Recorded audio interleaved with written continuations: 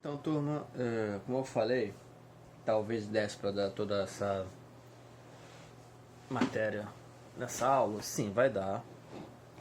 Pera aí, professor, então a gente vai ver todo o capítulo na aula de hoje? Vamos. E por quê? No meio da gravação me veio à mente o nosso calendário.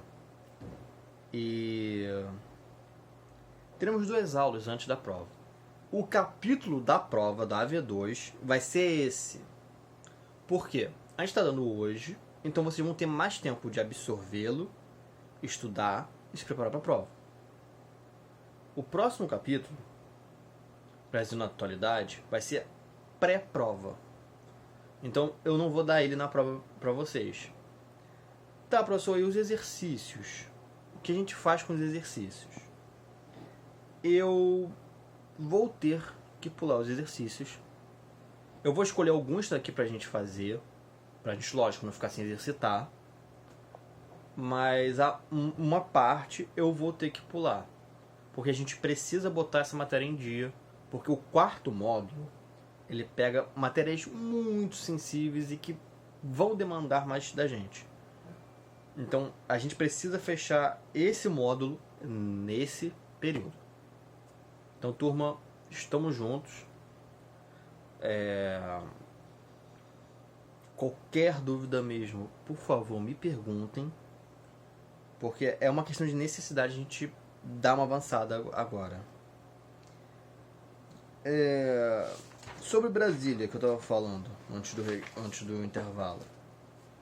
De fato, a gente vê em Brasília uma questão polêmica, porque ele realmente distanciou o centro do poder político da maior área demográfica do país, que é o Sudeste. E a gente pode pensar que, até de uma certa maneira, foi os políticos se distanciando do povo. É uma ideia que a gente pode ter de Brasília. Ela tem outras, lógico, funções práticas, como dar mais atenção ao interior do Brasil. Tem a questão estratégica de que uma capital no interior do Brasil é mais bem protegida do que uma capital no Rio de Janeiro, que tem a Baía de Guanabara, que está diretamente para o Atlântico. Então, tem essas questões também. Mas a gente pode ter certeza disso? Não.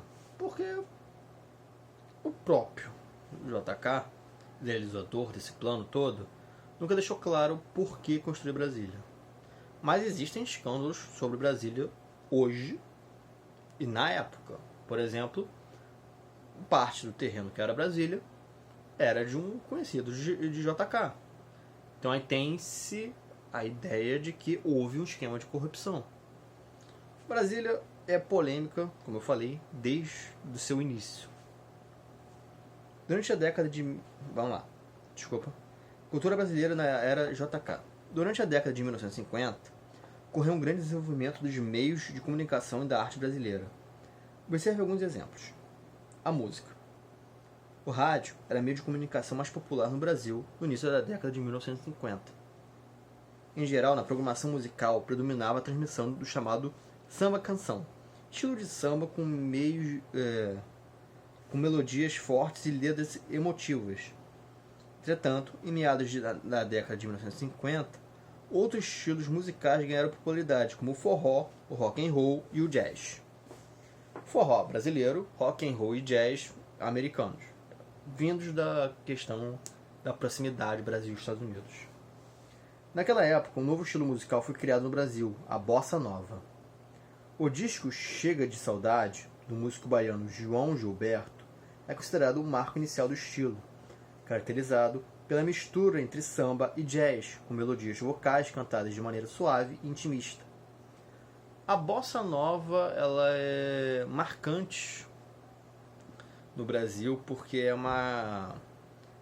um estilo musical brasileiro que ele ganha proporções muito rápidas. Talvez até pela já presença forte do rádio e TV nessa época. Mas ela, digamos, ela ganha mais público até mais rápido que o samba, por exemplo, que também é uma criação brasileira, que por muito tempo se esteve mais restrito à população mais carente do Brasil, principalmente do Rio de Janeiro. Além de João Gilberto, outros músicos e compositores se destacaram como expoentes desse estilo, como Tom Jobim e Vinícius de Moraes. Garota de Ipanema, eu acho que é a música mais famosa da Bossa Nova, é deles dois. E eu acho que é o melhor exemplo possível que eu posso dar para vocês de Bossa Nova. Pra quem não conhece Garota de Ipanema, eu acho difícil vocês não conhecerem. Eu vou passar pra vocês lá no grupo um link pra vocês ouvirem a música. Eu tenho quase certeza que vocês conhecem. A Bossa Nova começou de projeção internacional, sendo conhecida em diversos países. Porém, sua difusão no Brasil ficou restrita, principalmente às elites urbanas. A televisão. Inaugurada em setembro de 1950, na cidade de São Paulo, a TV Tupi foi a primeira emissora de televisão no Brasil. No início, seus programas eram transmitidos ao vivo. Muitos deles eram improvisados e só havia programação noturna. Por quê? A TV tinha pouca gente que tinha, então a gente tem que ver que horário essas poucas gente estão mais atentos à TV. Então, por isso que no noturno, a programação noturna se tornou a primeira e depois ficou a principal. É chamado horário nobre, em que até os comerciais têm um maior custo para se passar.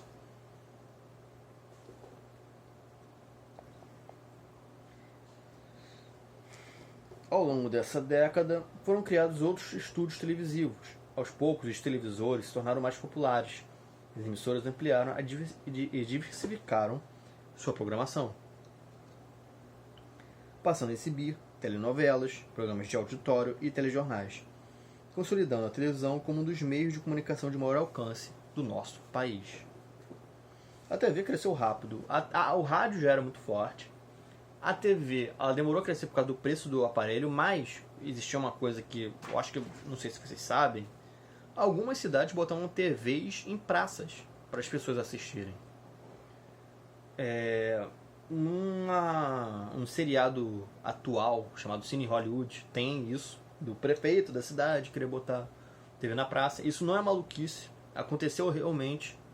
Se me lembro bem, a praça de Alcântara tinha uma TV nessa época. Se não me engano, também a praça do Zé Garoto também devia ter. E era comum, porque a maior parte da população não tem condição econômica de ter acesso. Então até as próprias emissoras de TV, para não perderem assim público, porque as pessoas não podiam comprar, estimulavam os prefeitos a fazer esse tipo de boa ação, obra. E de fato ajudou a aumentar a força da TV por causa disso. No final da década de 1940, o teatro. A profissionalização do teatro brasileiro ganhou força. Nesse período houve a criação e a consolidação de diversos grupos teatrais, como o Teatro Brasileiro de Comédia. Vários atores, dramaturgos, diretores que se profissionalizaram ao fazer parte desse grupo participaram posteriormente da formação de outras importantes companhias, como o Grupo Oficina e o Teatro Arena. Entre os destaques desse período estão os atores Cacilda Becker, Tônia Carreiro, Sérgio Cardoso, Paulo Altran, além de dramaturgos como Ariano Suassuna, Nelson Rodrigues e José Anselmo Martinez Correia. Esses atores e diretores são, digamos, a base do teatro e também alguns deles até da telenovela. Eles foram importantíssimos nesse setor de atuação, digamos assim, e de roteiro também. O Nelson Rodrigues é um dos mais conhecidos, apesar de que as obras dele não são para menores de idade, por favor, não pesquisem. O cinema. Durante a década de 1950, o cinema brasileiro passou por importantes transformações. o cinema brasileiro ele existe desde que existe cinema praticamente no mundo. Ele chegou rápido no Brasil.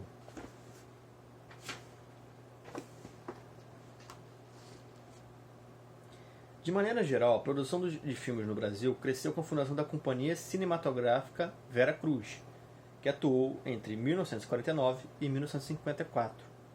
Além de produzir vários filmes, a companhia contribuiu para a formação de diversos profissionais que continuaram a trabalhar com o cinema após seu fechamento. Se você não tem ideia, gente, cinema vem antes de TV. É só para pensar, gente. É mais fácil você gravar e depois botar no projetor do que transmitir a imagem por ondas e chegar num aparelho. Questões básicas de tecnologia. E é por isso que o cinema já estava, digamos, mais forte que a TV nesse período do JK. A partir de 1955, alguns cineastas passaram a produzir filmes que buscavam retratar o cotidiano de parte da população brasileira, os problemas sociais do país e a cultura popular. O filme Rio, 40 Graus, dirigido por Nelson Pereira dos Santos, é um exemplo desse tipo de produção, retratando com grande realismo o cotidiano e as condições de vida de pessoas que viviam em favelas do Rio de Janeiro. O filme inspirou a renovação do cinema nacional. Em 1962, o cineasta Glauber Rocha produziu o filme Barra Vento, que retrata as dificuldades cotidianas de uma comunidade de pescadores na Bahia.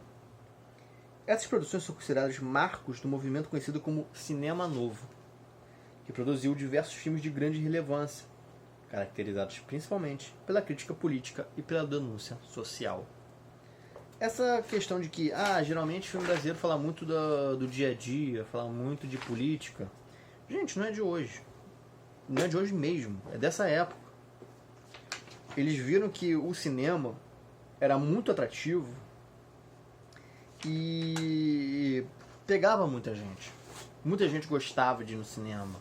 Famílias iam no cinema. Então, que melhor maneira de fazer uma crítica social, de fazer as pessoas pensarem sobre o Brasil, sobre a situação do Brasil, que não no cinema. Foi essa associação que esses cineastas fizeram, e por isso que o teor político e crítico dos filmes brasileiros é meio que uma raiz do que a gente conhece como cinema.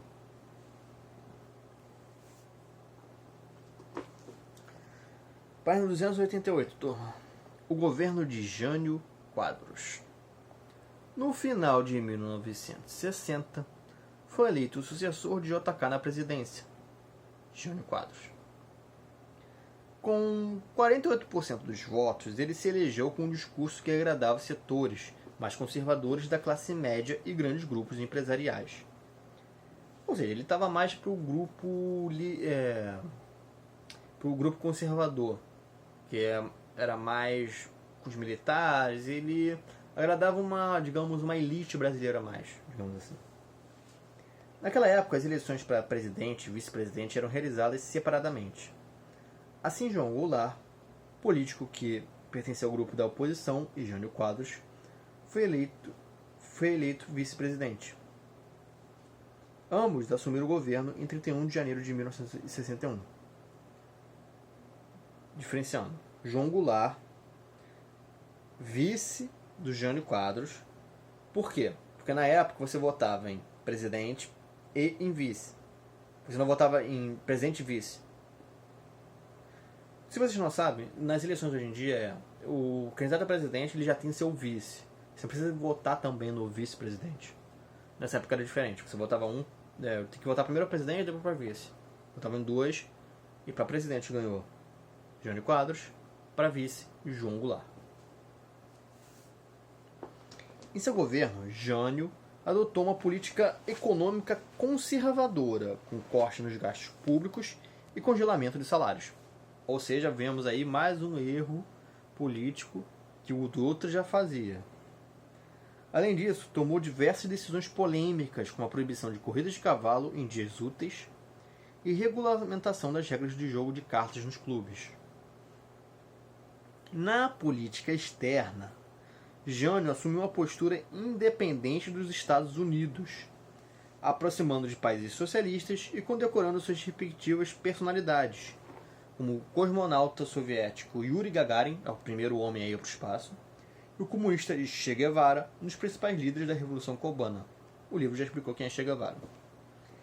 Essa questão do Jânio Quadros é muito polêmica, porque ele veio apoiando um setor, digamos assim, da população brasileira que gostava dele por ele ser conservador, por ele ter ideias que se aproximavam do que o grupo que gostava do bloco capitalista gostava, mas ao mesmo tempo ele vai lá e condecora um herói da União Soviética e condecora um herói de Cuba. Então, Jânio Quadros ele conseguiu, digamos, desagradar todo mundo. As atitudes contraditórias e controversas do presidente fizeram ele perder cada vez mais apoio dos grupos que ajudaram a chegar ao poder. A oposição a Jânio cresceu ainda mais por seu governo não conseguir controlar a crise econômica iniciada no governo JK. Afinal, o JK fez muita obra, mas deixou muita dívida. O próximo presidente do Brasil tinha que ter manha política para poder lidar com a situação que foi deixada no Brasil. E Jânio não tinha nenhuma. Causando grande surpresa, em 25 de agosto de 1961, Jânio renunciou, alegando que forças terríveis pressionavam sua saída. Até hoje, a gente não tem certeza.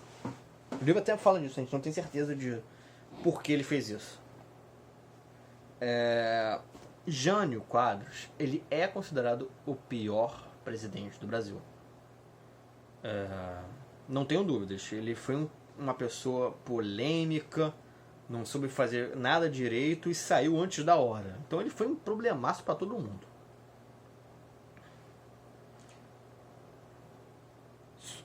A gente não tem certeza sobre o que motivou a renunciar dele, porém alguns historiadores afirmam que sua renúncia fazia parte de uma estratégia mal sucedida que previa que grande parte da população brasileira exigiria seu retorno ao cargo, e assim ele votaria mais forte ao governo. No entanto, a renúncia do presidente foi aceita, colocando fim ao seu mandato. Ou seja, a ideia dele era: a elite que me apoiava não me apoia mais, o que eu vou fazer? Vou renunciar, que aí o povo gosta de mim e eu vou voltar no braço do povo. Não aconteceu, gente. O povo não era base apoiadora dele. Ele não tinha nenhum indício que o povo ia apoiar ele. Só porque ele foi eleito. Ele podia estar pensando nisso. Eu fui eleito, então o povo me apoia. Mas no fim, Jânio Quadros deu início a uma das situações mais problemáticas no Brasil, que foi: ele renunciou, a renúncia dele foi aceita, sai o presidente, assume o vice. Sai Jânio Quadros, vem João Goulart. O governo de João Goulart. Após a renúncia de Jânio Quadros, o vice-presidente João Goulart deveria assumir o governo do país. Entretanto, ele defendia uma política progressista, motivo pelo qual era visto como desconfiança por grupos de políticos e de militares conservadores, que passaram a fazer oposição a ele. Diante dessa questão, João Goulart foi obrigado a renegociar e assumir o governo em um sistema de parlamentarismo, tendo assim seu poder reduzido. O que aconteceu? Houve renúncia, tinha que assumir João Goulart, mas ele tinha essa questão progressista, que para os militares conservadores era quase comunista. Não necessariamente era comunista. E aí ele teve que fazer um acordo. Ele chamou esses militares e: olha, pela lei, eu assumo como presidente agora até o fim do mandato.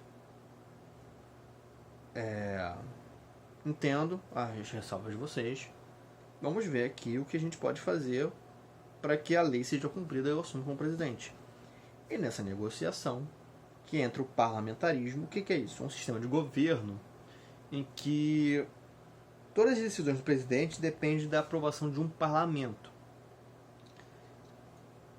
Como assim?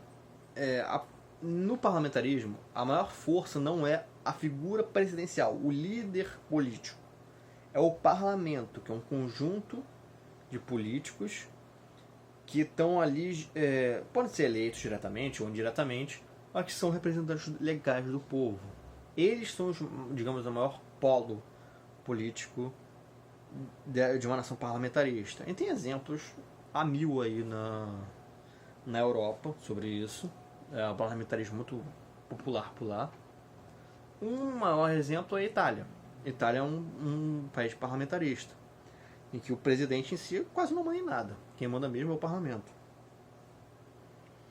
Nesse sistema, o parlamentarismo, os poderes do presidente são reduzidos, não havendo uma clara distinção entre o poder executivo e o legislativo. As tensões sociais. João Goulart assumiu o poder durante uma grave crise econômica e social, que Jânio não deu conta, passou para ele. A inflação no país crescia e tornava-se cada vez mais clara a distância entre uma minoria rica e uma maioria pobre da população brasileira. Nesse período houve um aumento da radicalização política no país. Ou seja, os grupos políticos ficaram cada vez mais ousados e irritados. E João Goulart passou a ser pressionado por grupos com ideias extremamente contrárias. Diversos movimentos sociais se mobilizaram buscando melhorar as condições de vida da população. No campo, trabalhadores rurais se organizaram por meio de movimentos como as ligas camponesas, para reivindicar uma reforma agrária. Outros grupos, como o movimento estudantil e sindicatos de trabalhadores, fortaleceram sua militância durante esse período e passaram a acompanhar ativamente as questões políticas do país. O que é uma reforma agrária?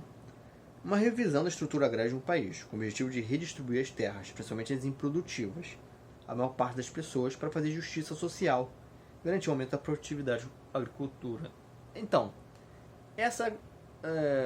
para resumir o que é a reforma agrária, que é um assunto que vira e mexe está aí no mundo, principalmente aqui no Brasil.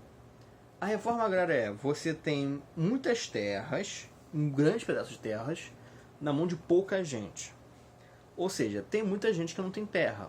Tanto que existe um movimento sem terra, que luta pela reforma agrária até hoje. O que a reforma agrária é? Você pega um terreno que é do tamanho de uma cidade. Tem fazendas do tamanho de cidades no Brasil. Você pega essa fazenda, digamos, 20% dela fica com o proprietário, 80% a gente pega, divide em vários lotes pequenos e distribui entre a população carente. É mais ou menos a ideia da reforma agrária aqui no Brasil. Contrário a esses movimentos progressistas, os conservadores também se organizaram. Esses grupos tinham receio de que os movimentos sociais se tornassem uma ameaça aos seus privilégios. Dessa forma, pressionavam o governo exigindo que eles fossem combatidos. Ou seja, de um lado tem um grupo pedindo reforma agrária e progresso. É social, principalmente para o social. Progresso pode ser progresso econômico.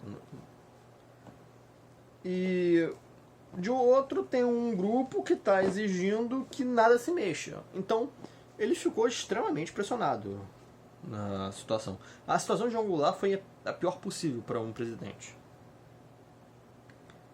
De volta ao presidencialismo. Com a crise pela qual passava seu governo, João Goulart conseguiu antecipar um plebiscito que aconteceria em 1965, para decidir qual seria o modelo do governo vigente no Brasil. Afinal, a gente era presidencialista, aí do nada virou parlamentarista e isso confundiu as pessoas. A própria população exigia que se definisse de vez o que seria do Brasil. Assim, em janeiro de 1963, a maior parte da população decidiu por fim o parlamentarismo, para ter de volta o presidencialismo. Com isso, João Goulart passou a governar com maior poder. Em suas primeiras medidas após o plebiscito, o presidente procurou combater a inflação ao controlar despesas públicas e congelar salários. Essas medidas geraram um descontentamento dos trabalhadores assalariados e setores progressistas, causando manifestações e greves, acirrando ainda mais as tensões políticas no país. Ou seja, ele quis agradar um lado e desagradou o outro.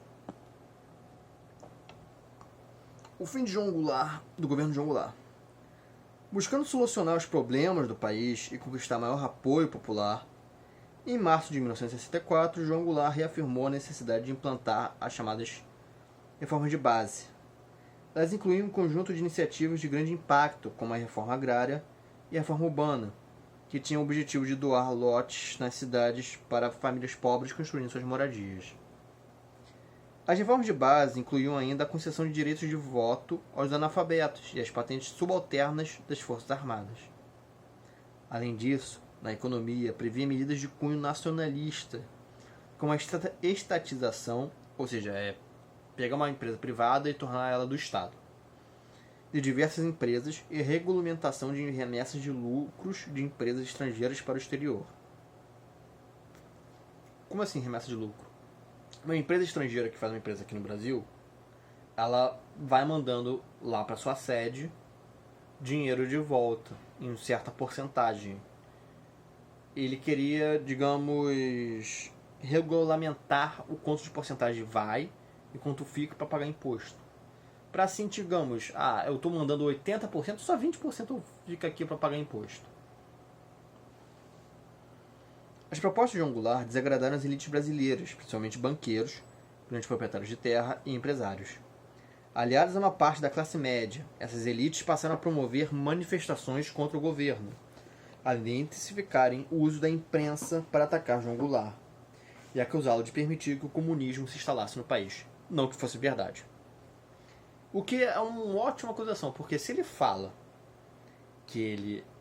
Ok, eu tô com o comunismo, ele consegue totalmente desagradar o lado da direita.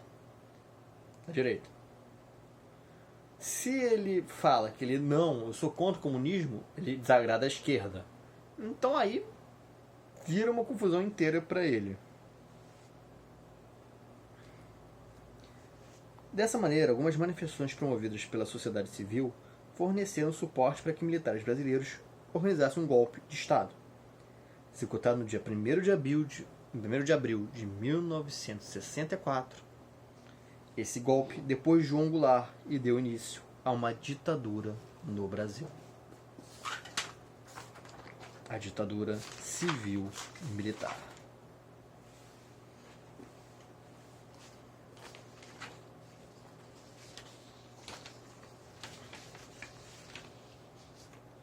Vamos lá, turma, que a gente precisa muito fechar esse capítulo nessa aula. A ditadura civil-militar. Após o golpe, os militares assumiram o governo e impuseram uma série de medidas com o objetivo de centralizar as decisões políticas e se manterem no poder. Os atos institucionais, AIs, estavam entre as medidas impostas por eles. Ao todo, durante os quase 21 anos de ditadura civil-militar, foram promulgadas 17 AIs.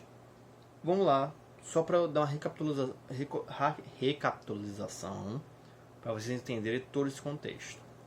O Brasil, depois de Vargas, entrou no processo de redemocratização.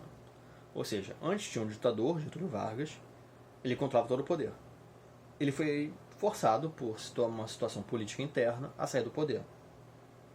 Logo depois dele veio Dutra, que era um político que batia muito com a ideia de Getúlio. Então o governo logo depois de Getúlio, apesar de democrático, sim, ele foi eleito democraticamente, ele não diferencia muito do que vinha antes. Lógico, certas coisas como tortura, censura e perseguição política já não ocorria com tanta frequência, tirando, é claro, o caso dos comunistas, que teve uma perseguição sistemática a partir de Dutra. Depois de Dutra, Getúlio Vargas. Getúlio Vargas volta, é reeleito, muito porque o governo Dutra foi péssimo, então as pessoas meio que ficaram com aquela sensação, tem que trazer o que estava funcionando antes. Trouxeram Getúlio. Ele veio, fez umas reformas políticas, tentou conciliar a situação política no Brasil de uma maneira, digamos, diplomática, mas Getúlio ele enfrentava uma polarização grande no seu governo. E essa polarização começou a deteriorar o governo dele. E quando ele toma uma atitude de apoiar certos setores nacionalistas, principalmente na questão do petróleo, em que se cria a Petrobras, quando ele faz o aumento de 100% do salário mínimo, ele é visto de uma forma completamente negativa, sendo atrelado ao comunismo pelos seus opositores. A situação que já era ruim para ele descamba de uma vez. E, para piorar, ocorre a tentativa de assassinato do Carlos Lacerda, em que a investigação policial levou ao chefe de segurança do Getúlio como o principal suspeito mandante. Isso criou para os militares uma situação em que eles, a gente tem que tirar Getúlio. Os líderes das três forças escreveram uma carta, pegaram para Getúlio, se sentiu pressionado, se suicidou. O suicídio dele teve uma grande comoção popular, o que até fez os militares recuarem. Veio novas eleições, vem JK, plano de metas, construção de Brasília, mudança da capital federal, integração do interior do Brasil, várias obras de modernização, incentivo da indústria, mas dívida externa brasileira alcança um ponto enorme. Porque, para fazer tudo isso, ele teve que pegar empréstimos. Depois de JK, veio Jânio Quadros, com seu vice João Goulart. Jânio Quadros, péssimo político, veio com propostas conservadoras, muito até para ter o apoio da elite brasileira. E por causa disso, o Jânio Quadros ele fez medidas que eram impopulares. A corrida de cavalo era um entretenimento muito popular. O jogo de cartas era muito popular. E aí esse mesmo presidente que era conservador vai lá e premia dois heróis do bloco comunista, Yuri Gagarin e Che Guevara. E deu um pane na política brasileira incrível, porque, caramba, esse cara tá de que lado? No mesmo momento que ele faz isso, ele perde apoio. Ali há uma atitude, ninguém sabe por quê, renuncia. A renúncia é aceita, vem João Goulart, sofre pressão para tomar posse, quase não toma posse, é pressionado, tem que fazer acordo de parlamentarismo, só que a população não gosta, aí ele consegue botar o plebiscito para funcionar em 1963, derruba o parlamentarismo, volta ao presidencialismo, faz diversas mudanças, projeta mudanças, não consegue botar em prática, mas ele desagrada muito a elite brasileira e uma classe média brasileira também, o que dá aos militares apoio que em 1º de abril de 1964 derrubam o presidente. Então, de 45 a 64, o Brasil viveu um período de redemocratização para cair de novo em um período de ditadura. O AI-1 foi o primeiro deles. E, entre outras questões, estabeleceu que a eleição para presidente seria indireta e cassou os direitos políticos de pessoas consideradas inimigas do novo governo. Além disso, suspendeu por 6 meses os direitos constitucionais de todos os brasileiros. O AI-2 foi promulgado em outubro de 1965. Por meio dele, os partidos políticos existentes até então foram extintos.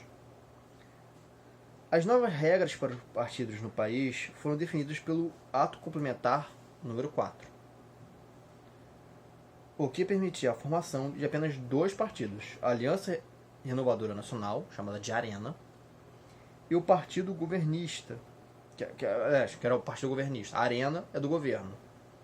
E o Movimento Democrático Brasileiro, MDB, que comandava uma oposição moderada, ou seja, era uma oposição que a ditadura falava, olha só, o que vocês falam dá para existir, não vou proibir, tendo sua atuação restrita pelas imposições dos ditadores. A propaganda ideológica. A propaganda foi muito utilizada pelo regime militar para difundir suas ideologias.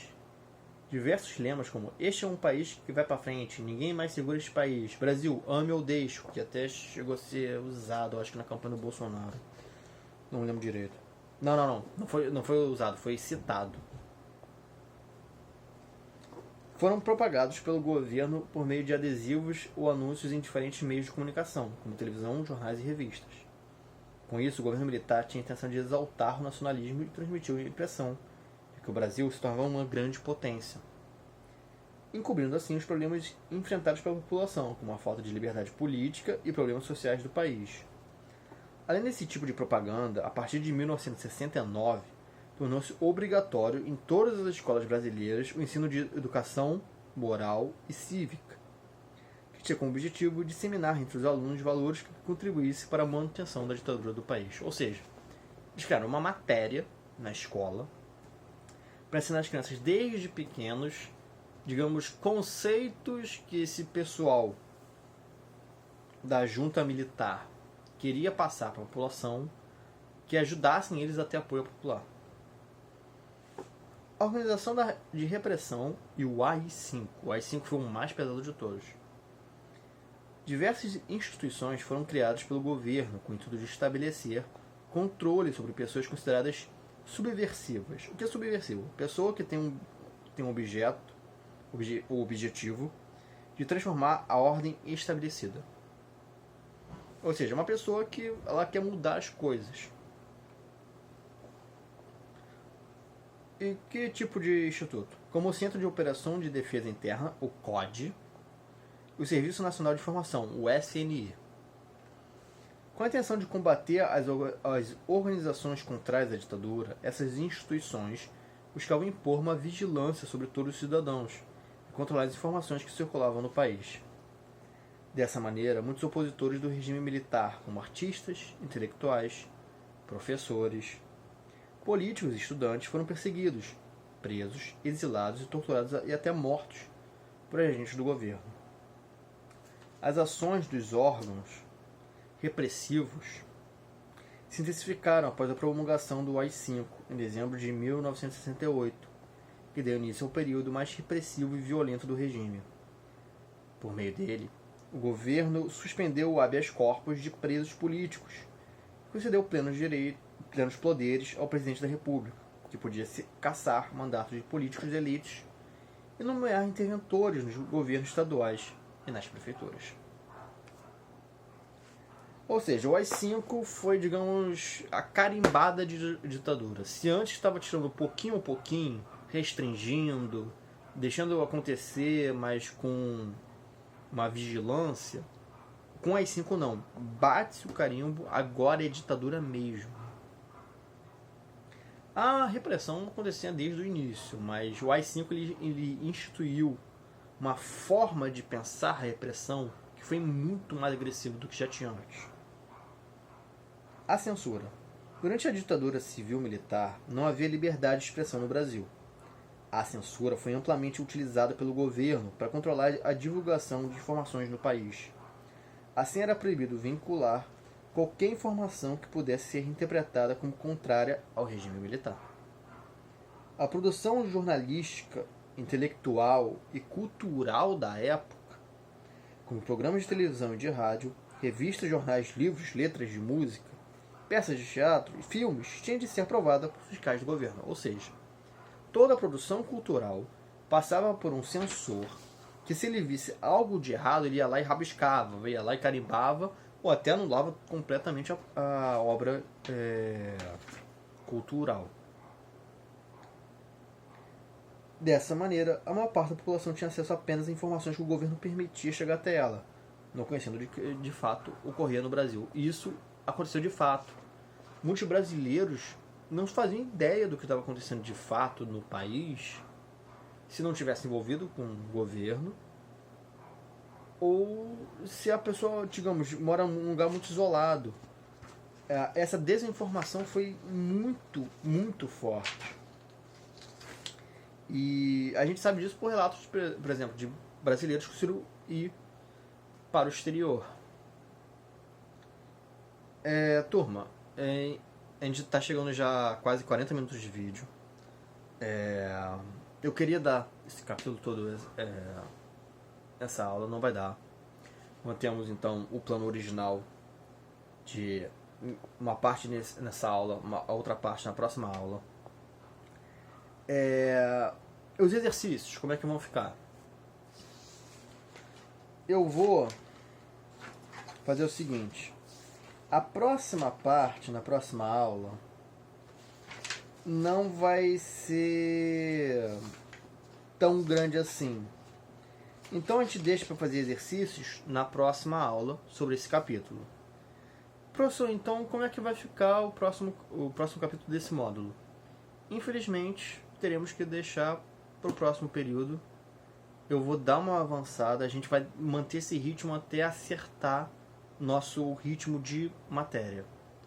Eu sei que é muito ruim, eu pessoalmente nunca gostei disso, mas é uma necessidade nossa porque, por tudo que aconteceu esse ano, infelizmente vocês no nono ano foram os mais prejudicados porque o material de vocês é mais complexo.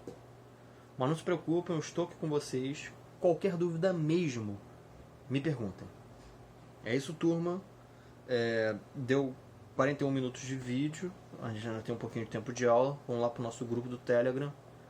Discutir, tirar dúvidas, já ajudar vocês agora nessa parte. Não vou passar dever de casa, para vocês até assimilar um pouco melhor essa parte da matéria, a não ser que vocês queiram. Se vocês quiserem algum exercício já para assimilar, eu pego já alguns pra gente passar. Mas não vou passar, meu intuito não é não passar. É isso, vamos pra lá, pro nosso grupo.